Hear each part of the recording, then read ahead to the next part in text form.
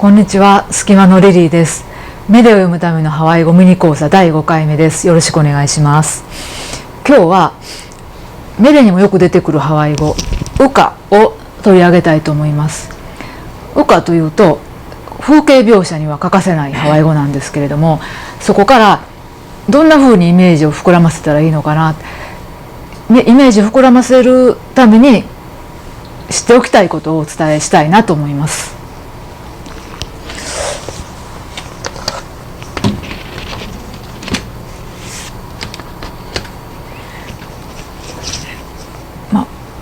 ウカというと景観、この海と対になっている言葉なんですね。海があって山側なので、海の山とは限らない、海から見て山側だから、内陸の土地をイメージすればいいと思うんですけども、なので決して高いところではなくて、高いところ、山を表す言葉はケクワヒビであったり、険しくて高いイメージの山はカパリと言われたり、また別のハワイ語があります。ウカはあくまでも景観、海に対して山側の土地という意味があります。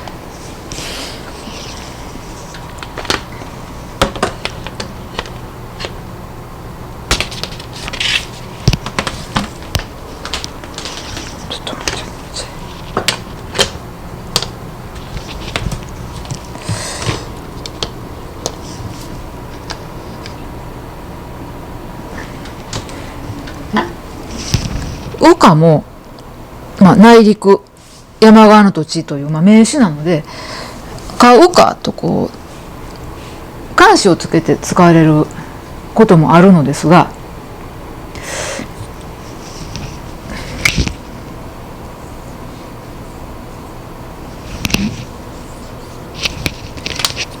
イカウカというと内陸でとか内陸の方向にとか場所とか方向を表したいときはイカウカとイを使うんですけれど、このカがなくてイウカとだけ使われることも結構あります。今日はこのイウカで説明したいと思います。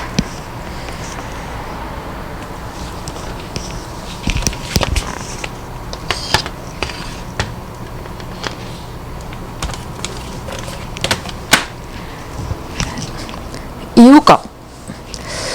と2つ意味があるんですね。イウカというと山に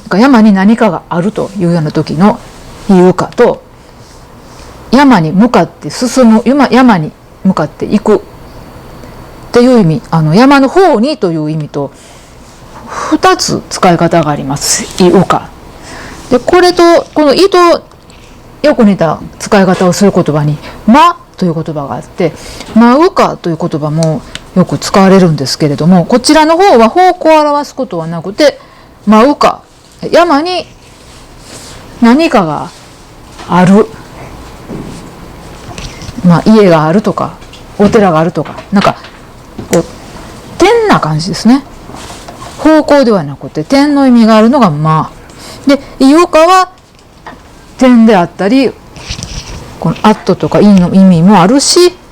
方向トワードの意味もあるし、2つの使い方があるのがいいです。もう一つ、場所を表す言葉ではないんですけれどもご紹介したいと思います。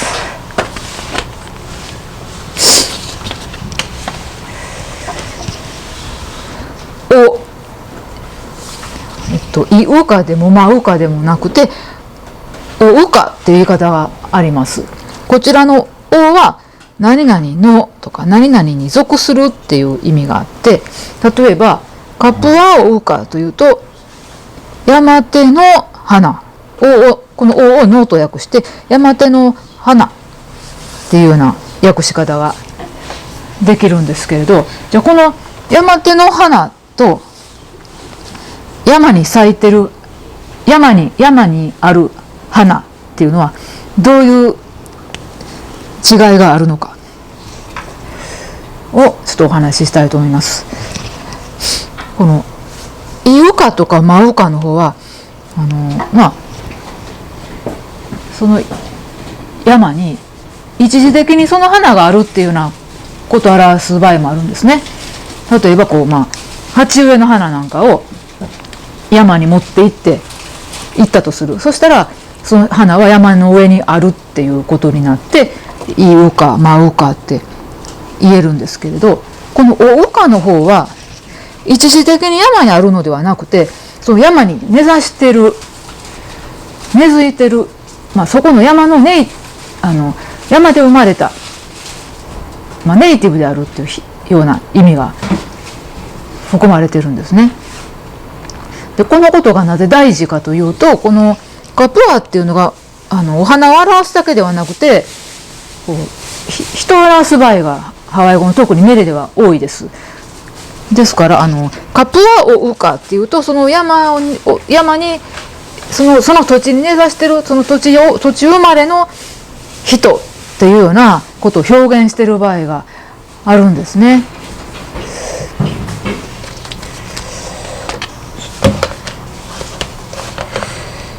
いかがでしたでしょうか。羽化のイメージが広がったでしょうか。イウカって言うとその山にっていうだけではなくて山の方向になので眼差しがその山の方に向かってる、その辺を踊りでフラダンサーの方は表現していただけたらいいんじゃないかなと